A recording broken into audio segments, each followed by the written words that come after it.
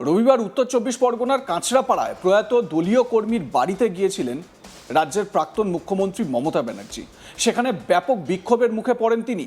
সেই ঘটনা ইতিমধ্যেই শোরগোল ফেলে দিয়েছে রাজ্য রাজনীতিতে। আর এবার এই ঘটনাকে কেন্দ্র করে ঋতব্রত ব্যানার্জির শিবিরে কি ভাঙন ধরল? ভাবছেন হঠাৎ এই প্রশ্ন কেন উঠছে? কারণ কাঁচরাপাড়ার ঘটনার প্রতিবাদে কালীঘাটপন্থী তৃণমূল শিবিরের আয়োজিত প্রতিবাদ কর্মসূচিতে যোগ দিতে দেখা গেল ঋতব্রত শিবিরের 3 বিধায়ককে। তারা হলেন মেটিয়াব্রুজের বিধায়ক আব্দুল খালেক মোল্লা, বসিরহাট উত্তরের বিধায়ক মোহাম্মদ তৌসিফ রহমান ও বারুইপুর পূর্বের বিধায়ক বিভাস সর্দার।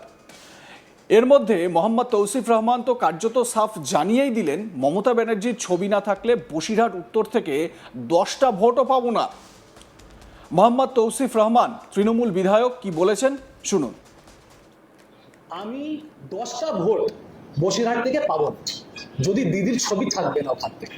এটা হচ্ছে মানে একটা পরিস্থিতি। This is the real situation of all India Trinamool Congress. প্রত্যেকের candidate I stood from Bashirhat Uttar and I got a heavy margin because of the people and because of one lady, Mamata Bandyopadhyay. So last month 6th जब एक act पास हुआ था, मुझे समझ में नहीं आया था वो एक्ट, मैं आपको डिटेल्स में बता दूं। But I thank the honorable CM. I went to him, I asked him.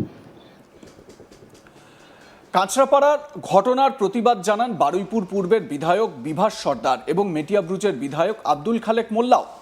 Trinamool বিধায়ক বিভাস সর্দার এবং আব্দুল খালেক মোল্লা কি জানিয়েছেন শুনুন। নেত্রী মমতা বন্দ্যোপাধ্যায় এবং আমাদের তৃণমূল কংগ্রেসের নেত্রী মমতা বন্দ্যোপাধ্যায়ের উপরে যে অসম্মান, অপমান এবং যে আঘাত হয়েছে, আমরা যারা মমতা বন্দ্যোপাধ্যায়কে ভালোবাসি এবং তৃণমূল কংগ্রেসকে ভালোবাসি, সবাই তার তীব্র নিন্দা এবং প্রতিবাদ আমরা করছি। দেখুন, আমরা সবাই মমতা বন্দ্যোপাধ্যায়ের দেওয়া জোড়া ফুল, ঘাসের উপর জোড়া ফুল চিহ্নে আমরা ভোটে দাঁড়িয়েছি। আমরা মানুষের আশীর্বাদে জয়লাভ করেছি। সুতরাং আমার মনে হয় যে তৃণমূল কংগ্রেসের যে 80 জন বিধায়ক আমরা আছি, সবাই, আমার ব্যক্তিগত মতামত, সবাইয়ের নিন্দা এবং প্রতিবাদ করা উচিত।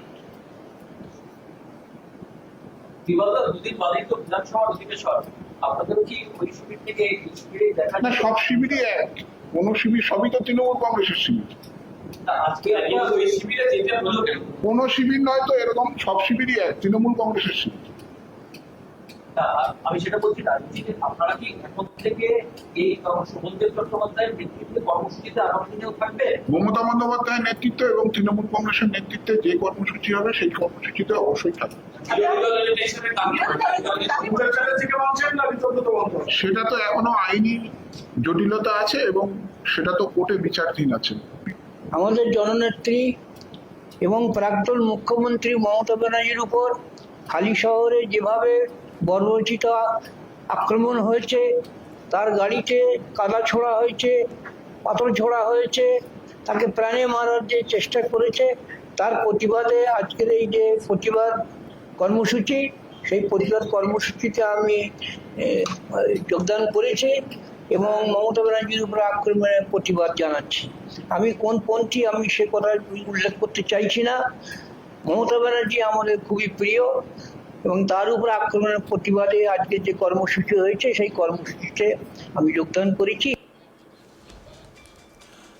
শুনলেন তো 3 বিধায়কের বক্তব্য। আর এখান থেকেই রাজনৈতিক মহলের একাংশে প্রশ্ন উঠতে শুরু করেছে, তবে কি কাঁচরাপাড়ার ঘটনাকে কেন্দ্র করে ঋতব্রত ব্যানার্জির শিবিরে ভাঙন দেখা দিল? চলুন গোটা ঘটনায় আমাদের প্রতিনিধির প্রতিবেদন দেখে নেওয়া যাক। অনির্বাণ সিংহ রায় কি বলছেন শুনুন। 4 মে বিজেপি ক্ষমতায় আসার পর ভেঙে চুরমার হয়ে যায় তৃণমূল কংগ্রেস। আমরা দেখি একদিকে যেমন সাংসদেরা এনসিপিআইতে যোগ দেন, অন্যদিকে তৃণমূল কংগ্রেসের বিধায়করা দুভাগে বিভক্ত হয়ে যায়। একদিকে যেমন আমরা দেখি কালীঘাট তৃণমূল কংগ্রেস, অন্যদিকে প্রায় 60 জনের বেশি বিধায়ক নিয়ে তৃণমূল কংগ্রেস গড়তে চান ঋতব্রত বন্দ্যোপাধ্যায়, অর্থাৎ ঋতব্রত তৃণমূল কংগ্রেস। এবং সেই ঋতব্রত তৃণমূল কংগ্রেসে যোগদান করেছিলেন 3 এমএলএ। 3 এমএলএর মধ্যে তৌসিফ রহমান, যিনি বসিরহাট উত্তরের এমএলএ, এবং তার পাশাপাশি মেটিয়াবুরুজের এমএলএ আব্দুল খালেক মোল্লা এবং তার পাশাপাশি বিভাস সর্দার, তিনি বারুইপুর পূর্বের এমএলএ।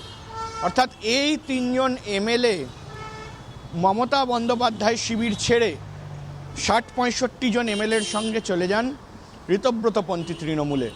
কিন্তু মমতা বন্দ্যোপাধ্যায় তিনি হালিশহর গিয়েছিলেন, যেখানে তিনি যোগাযোগ করতে চেয়েছিলেন যে তৃণমূল নেতা তার পরিবারের সঙ্গে। কিন্তু মমতা বন্দ্যোপাধ্যায়কে হালিশহরে গিয়ে আক্রমণের মুখোমুখি হতে হয় এবং দেখা যায় তার গাড়িতে পাথর ছোড়া হচ্ছে, কাদা ছোড়া হচ্ছে এবং তিনি অভিযোগ করেন তাকে নাকি মেরে ফেলার চেষ্টা করা হয়েছিল এবং মমতা বন্দ্যোপাধ্যায়কে সেখানে ঢুকতে দেওয়া হয়নি। মূলত তারপর থেকেই প্রতিবাদ করে তৃণমূল কংগ্রেস এবং একেবারে সোমবার তারা কিন্তু শহর কলকাতার বিভিন্ন জায়গায়, জেলার বিভিন্ন জায়গায় প্রতিবাদ করেন এবং সেই প্রতিবাদের মধ্যে আমরা কি দেখতে পাই না, বিধানসভাতেও প্রতিবাদ হয় এবং বিধানসভাতে যে কয়েকজন কালীঘাটপন্থী বিধায়ক রয়েছে তাদের সঙ্গে যোগদান করলেন তৌসিফ রহমান, বিভাস সর্দার এবং আব্দুল খালেক মোল্লা। অর্থাৎ যারা চলে গেছিল ঋতব্রত শিবিরে। তাহলে কি মাত্র 3 মাসের মধ্যেই ভাঙন ধরে গেল ঋতব্রত তৃণমূলে? সেই আশ্বাস, সেই আশঙ্কা প্রকট করেছিলেন কুণাল ঘোষ, অর্থাৎ তিনি এই মুহূর্তে তৃণমূলের বিধায়ক, এবং সেই আশঙ্কা তারপরেই কিন্তু কি সত্যি হতে শুরু করলো।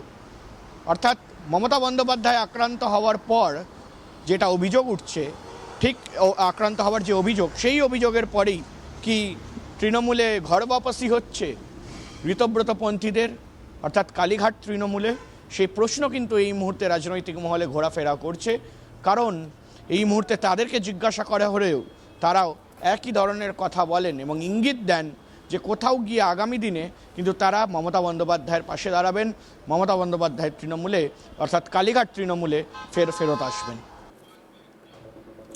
এবং দেখবেন 3 বিধায়ক ঋতব্রতপন্থী তৃণমূল বিধায়ক বলে এতদিন যারা পরিচিত ছিলেন, এই 3 মাস তাদের বক্তব্যে কিন্তু মমতার প্রতি সম্মান, মমতার নেতৃত্বে আস্থা, এই বিষয়গুলো কিন্তু প্রতিষ্ঠা পেয়েছে।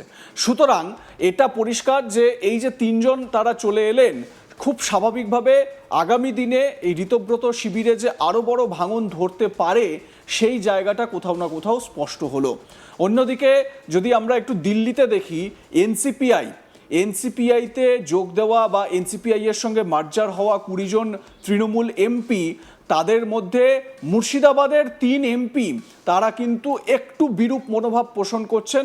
তারাও কিন্তু কিছুটা হলেও মমতার প্রতি নরম মনোভাব পোষণ করছেন এই মুহূর্তে। সুতরাং তৃণমূলের যে ভাঙন, সেই ভাঙনের থেকে আবার মমতার দিকে এগিয়ে আসার একটা প্রয়াস কিন্তু শুরু হয়েছে বলেই বোঝা যাচ্ছে।